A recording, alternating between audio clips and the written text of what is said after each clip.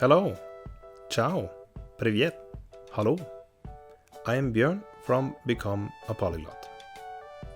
So you want to learn a new language, but you're not sure how to go about doing it. Well, then this video is for you. I will give you my 10 best tips so that you can fulfill your dream of acquiring your language of choice. Let me just first start off by saying that learning a language is sort of like climbing a huge mountain. It is a task that can seem pretty daunting at first glance, but the secret is that after you have taken that first step and you keep on walking, you will one day stand on top of that mountain. But first we need a quick overview of this endeavor. To learn a new language will require you to learn a set of skills. You need to learn 3 theoretical skills: vocabulary, pronunciation, and grammar. At the very beginning, you must focus on learning the alphabet and the sounds of your language. Then you must learn your first 500 words. To learn a language also involves learning 4 practical skills: speaking, listening, reading, and writing. Speaking and writing are what we call output. You are producing the language. But before you can produce anything, you need to have done a necessary amount of input activities. That is to say, listening and reading. With this overview, let me give you my 10 best tips for learning a new language.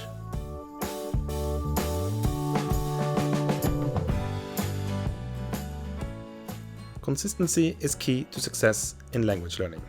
It is much better to learn 10 to 15 minutes every day than to study for 2 hours straight on a Sunday.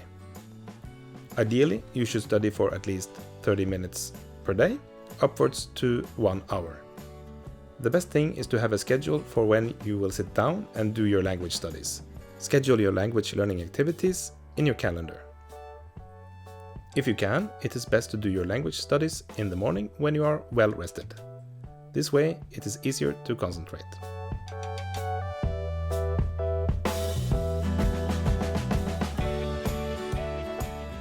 When you sit down at your desk to study your language of choice, it is important to avoid interruptions and distractions. Your time with the language must be sacred, so put your smartphone in the silence mode so that no messages and alerts demand your attention. The door should be closed and the room should be quiet. Whether you are practicing your listening skills or new vocabulary, you'll want to be concentrated and undisturbed. Having scheduled your study time helps manage interruptions, because you can communicate to the people around you that you're not available.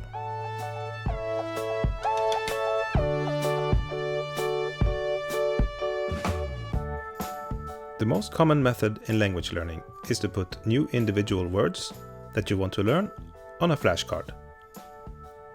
When I was beginning to learn Italian, I would, for example, put l'autobus, which is Italian for the bus. This is not an effective way of learning.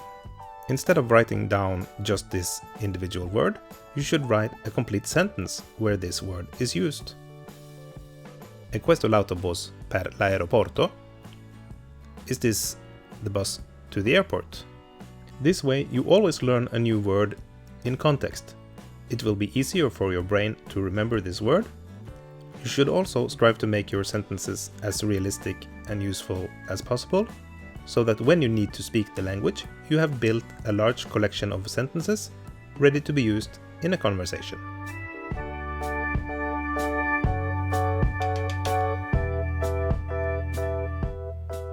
It is easy to feel overwhelmed by the vast quantities of language learning materials available on the internet.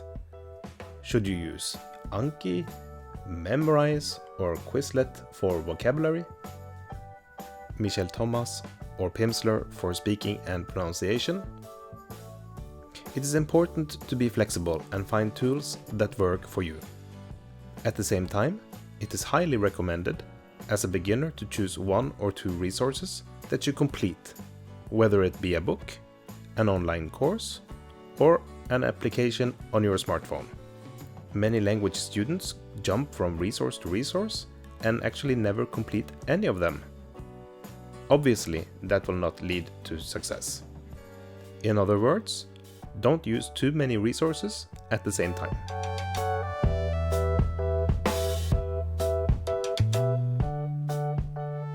Too much focus on grammar can be frustrating and take the fun out of language learning. Studies have also shown that it is not so fruitful to sit and memorize how to conjugate a list of verbs. One of the secrets behind a successful strategy for language learning is to not overfocus on grammar. Learn only the very basics in the beginning, put your main focus on reading and learning vocabulary. If you, for example, are in a cafe in Italy and you want to order a coffee, you will say, "Vorrei un caffè per favore." I would like a coffee, please. This was one of the first sentences that I learned to say in Italian.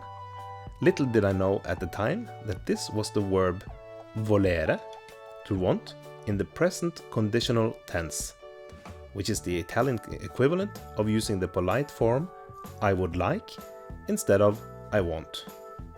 So we see that some grammar is more fruitful to study later on, and when you learn the concepts, you will go, aha, so that's why we say it like that.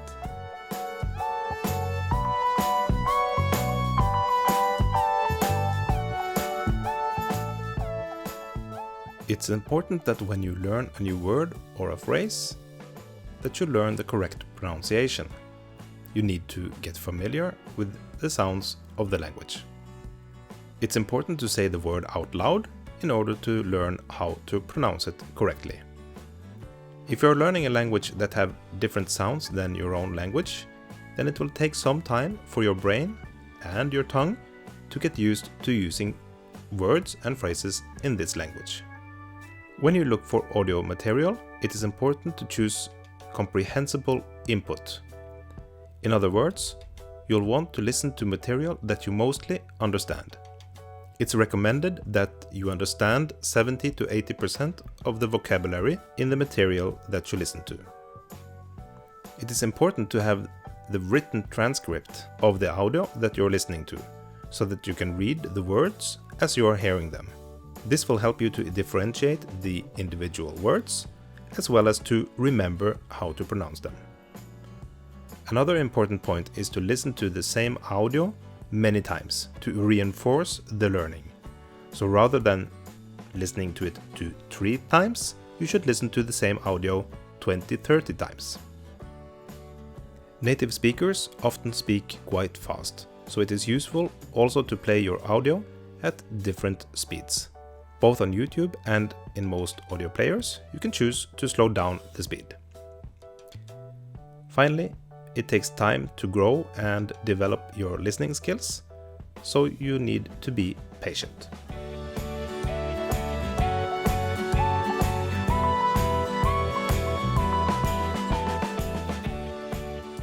Reading exposes you as a language learner to more sentences, grammar, and new vocabulary per minute than the average TV show or movie. Reading feeds your brain with the correct language structures. This is why students who read books in their target language are able to speak more fluently than students who don't, even though they have done the same amount of classes. Reading can be a source of frustration at the beginning of your language learning journey.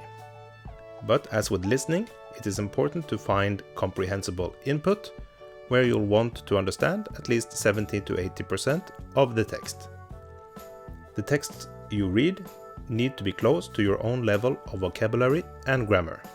Research shows that if you make it a ritual to read, you will develop your vocabulary faster and richer than others, and it is the key to fluency. This has been documented through research. Start with short texts and stories, and then move on to novels. Remember to read material that interests you and that you want to read. This is essential when developing a good reading habit.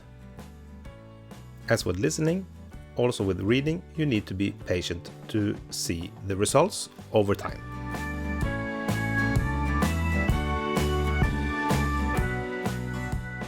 As mentioned previously, you should study your language every day for ideally 30 minutes in a concentrated way. But in addition, you should also develop the habit of using your so-called inactive time to expose yourself to the language. Many of us spend a lot of time in our car, for example, commuting to work. Why not use that time to listen to an audio course, a radio show, or maybe a podcast while driving to and from work? The same goes for when you're traveling with public transport, like a train or a bus. You can listen to music, watch a YouTube video, or work with a language learning application on your smartphone. If you use your inactive time to supplement your efforts to learn a language, you can speed up your learning time considerably.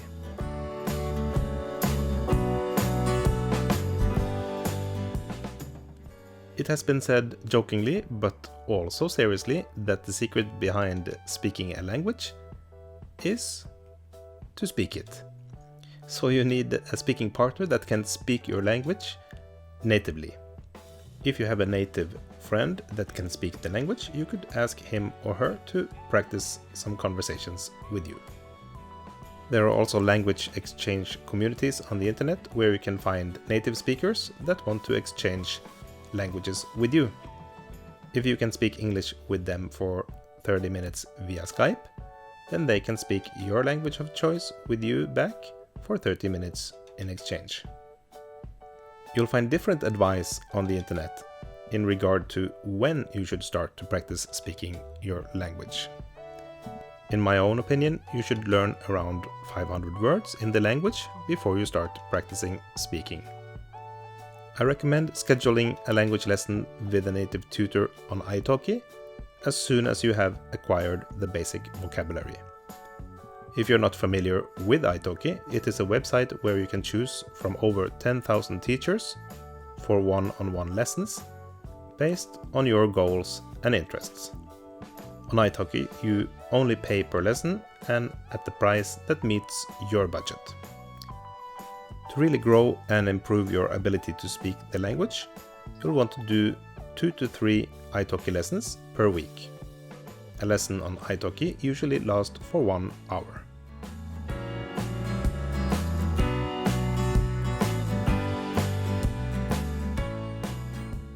In the beginning of this video, I said that to learn a language is like climbing up a mountain.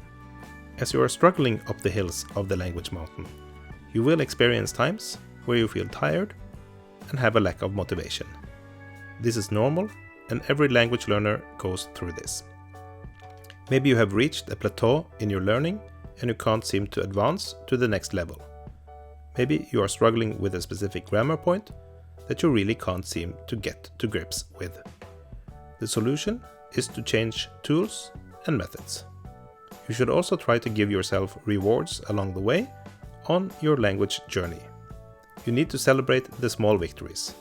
One way of doing this is keeping a learning diary where you write down what you have learned and problems that you have solved. You can also consider booking your next vacation in the country where they speak your target language. This can be a good motivator to keep on learning. I did that with my Italian in my first year of learning.